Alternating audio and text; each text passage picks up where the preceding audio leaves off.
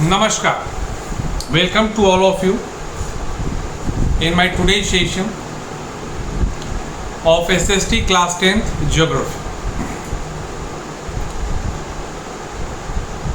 In my previous session, we discussed about the resources, classification of resources, the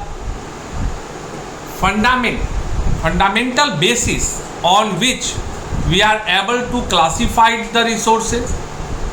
For an example, on the basis of origin, on the basis of ownership, etc. and etc. Today's session is completely going to be focused for the explanation of on the basis of the status of development. On the basis of the status of development. स्वाभाविक है कि यह बड़ा ही व्यापक और समझने वाला विषय है. On the basis of development means what? ये तो हम लोग जानते हैं, all of us know very well that there are various types of resources in which majorly we classify the resources in two segments also. For an example, limited and unlimited. Unlimited means renewable, limited means non-renewable. Such kind of thing we have to discuss again on the parameter of the status of development. Status of development क्या है? इसमें भी वस्तुतः हमको इसी चीज को समझना है कि जो संसाधन हैं वो विकास के अवस्था में क्या उनका क्लासिफिकेशन हो सकता है? Is there any possibility for the classification of resources on the basis of their development? Definitely yes.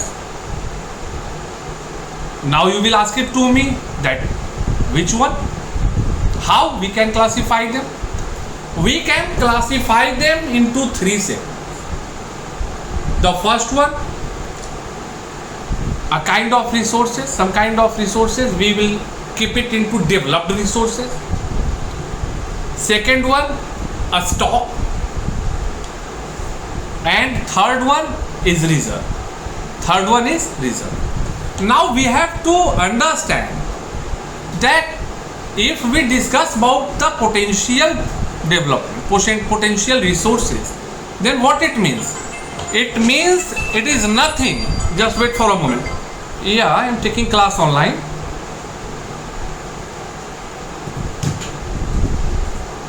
It means that potential difference, it means such kind of resources, we will keep such kind of resources in that segment in which we will consider that they are having the potential to be used as a resources, but we have to establish a system.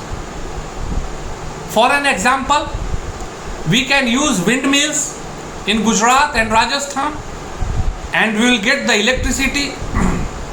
But for getting electricity or for using them as the resources, we have to develop a structure.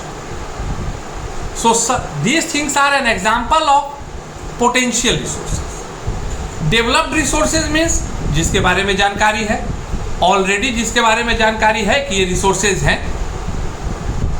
अब कोल system पता है, that will be considered as a developed resources. A stock का मतलब, the third segment is none other than a stock. A stock का मतलब क्या हुआ? A stock का मतलब हुआ कि we are knowing that these resources are having the potential for becoming a resource, but we don't know how and by the method of what. Stock का मतलब है कि वैसे संसाधन जिसके बारे में जानकारी है कि we can use them as a potential resources, but we don't know that how we can use them as a resource. And in the last segment, it is none other than reserve. Reserve means पता ही नहीं, resources है लेकिन पूर्णतः हम लोगों को पता नहीं है कि क्या होगा, कैसे होगा, नहीं। अब लाइक आप बोलिएगा कि जानकारी ही नहीं है क्या?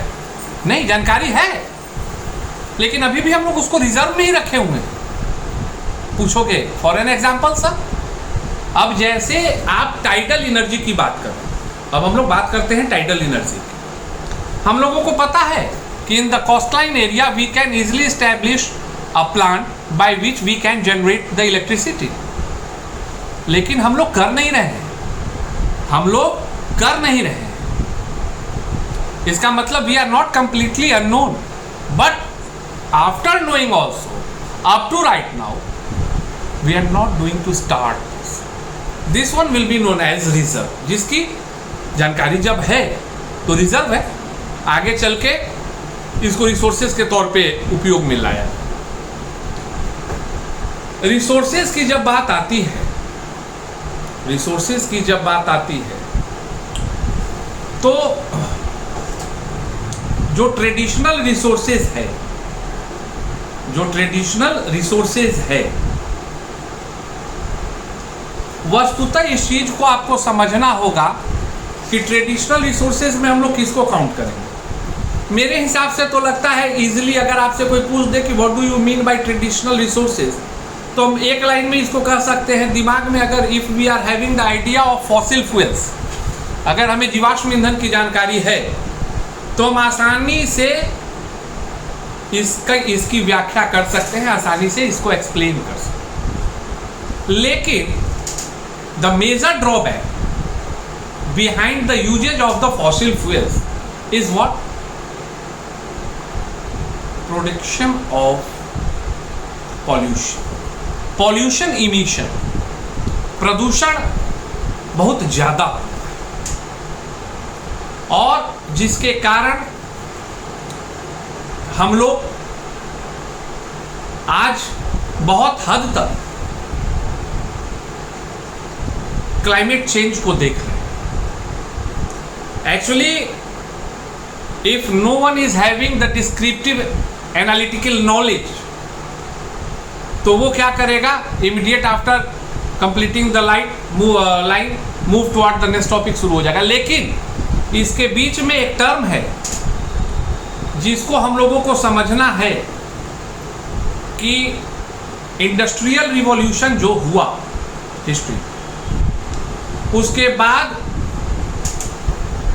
संपूर्ण विश्व में औद्योगिक इकाई, इंडस्ट्रियल यूनिट का बहुत ही तेजी से एक्सपेंशन हुआ। बहुत अच्छी बात थी, that helps to improve our life style, ये भी बहुत अच्छी बात थी। हम लोग जो भी दुनिया के मानव जाति के लोग थे उनको विकास करने का अवसर मिला, ये भी बहुत अच्छी बात थी। These are the good things which comes after the industrial revolution.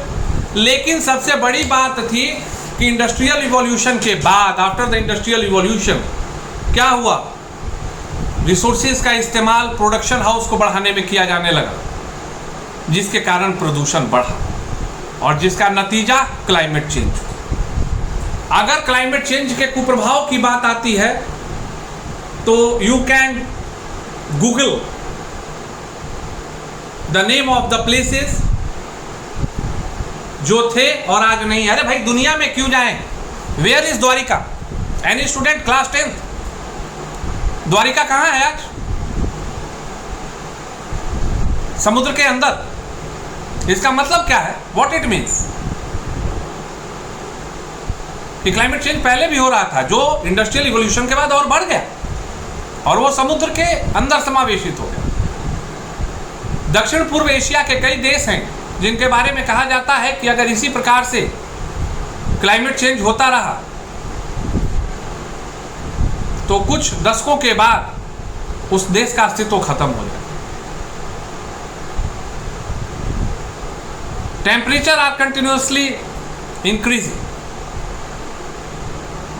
और इन्हीं सभी चीजों को नियंत्रण में लाने के लिए, जो आप ओजोन होल की भी चर्चा सुनते होंगे, इन्हीं सभी चीजों को नियंत्रण में लाने के लिए ऊर्जा के और संसाधनों का, रिसोर्सेज के और मेथड्स का यूज को कैसे बढ़ाया जाए।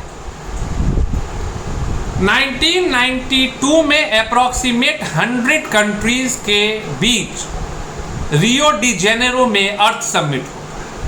1992 का साल अर्थ समिट रियो डी जेनेरो का गवाह बनता है, जिसका मूल उद्देश्य होता है कि कैसे विकास को बढ़ावा दे और विकास के साथ साथ कैसे धरती की सुरक्षा की जाए। How we can save our earth, what we can do, और which resources we can use as an alternative method। वैकल्पिक तौर पर हम क्या कर सकते हैं, कैसे रिसोर्सेज को बदल कर उसको यूज में ला सकते हैं, जिससे कि विकास भी हो और पर्यावरण भी बचा रहे। और 100 देशों के साथ इस आयोजन को करने की सबसे बड़ी कारण थी कि लोगों की, तमाम राष्ट्रों की सहभागिता इसमें होनी चाहिए। Because if we will start our organisation और association with the help of 3, 4 और 5 countries, then it is not possible, it is never going to be possible that we will fulfill our wishes। हम अपनी महत्वाकांक्षाओं को, हम अपने आकांक्षाओं को पूर्ण कर सकते। And due to that one agenda comes out from the Rio de Janeiro Summit 1992 Earth Summit, and the name of that agenda was Agenda 21। Agenda 21। तो सबसे पहले तो हम ये समझेंगे कि 92 में जो अर्थ समिट हुआ वो वैकल्पिक ऊर्जा के स्रोतों को कैसे बढ़ावा दिया जाए इस पर था, कैसे सभी राष्ट्रों का विकास सुनिश्चित हो इस पर सुनिश्चित था, और इन सभी आकांक्षाओं को पूरी करने के लिए एजेंडा 21 एक अभियान शुरू, जिसकी चर्चा हम अगले क्लास में करें। I am very hopeful that you will understand that what I am trying to say, and after listening my session, it's my wish to you, it's my request to you that you will also go through your notebook, reference book, textbook, and find out some points. Might be possible that during the online session, because at the time of studying, teaching, I am not having the book in my hand, I walked out, and afterward I am able to take my class, so might be possible that I will forget some points. So it's your duty also that if I am leaving something for, then you will catch such kind of topic and ask me to explain in the next session. Thank you, have a great day.